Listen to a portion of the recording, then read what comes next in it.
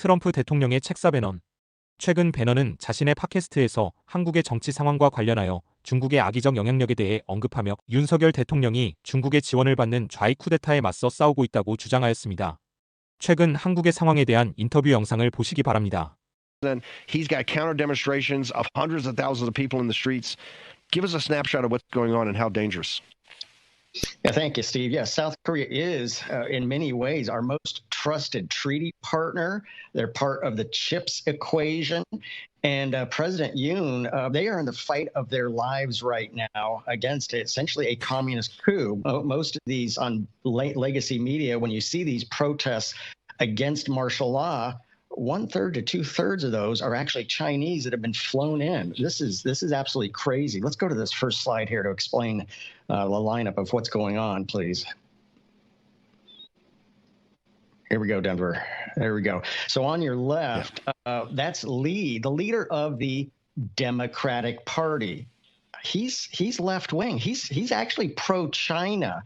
He calls the U.S. an occupation force. He says, and now he was just convicted of malfeasance. This is why you're seeing everything going on. He was convicted of malfeasance, and that means he potentially can't even run for president, which he wants the presidency. He's a hardcore left-winger, pro-China. He wants U.S. forces out, calls us an occupation force, wants the THAAD missiles out, and works very closely. Now, to the right, that first green oval, that's President Yoon. He declared martial law on December 3rd and 4th. Well, why was that? Now, martial law has a very bad history and background in South Korea, so everybody's gut reaction was, okay, this is bad. And it was in many ways bad, but he did that strategically so that he could launch a raid on the National Election Commission to seize evidence of actually Chinese election interference. That was the whole reason, because legally, that's how the only way he could do it, to raid the National Election Commission. Let's go to the next slide, please. So what happened was, after that, there was a vote to impeach Yoon. Okay, so then the presidency passed to Han Duck-soo. Okay, now he was impeached on December 27th, and the presidency is now President Che. And again, on the left, that's the Democrat Party. They control the National Assembly. It's a unicameral body, but they have 192 seats. The right is the populist Make Korea Great Again Party. These are conservatives. They're in the fight of their lives. There's so much election malfeasance. They have 108 seats in the National Assembly. But that's what's going on. So there is huge gatherings. Now, on legacy media, all you see is the impeachment. It's actually not like that. Let's see the next slide, please. This is the three centers of gravity in Seoul. So that center one, that's the office of the presidency.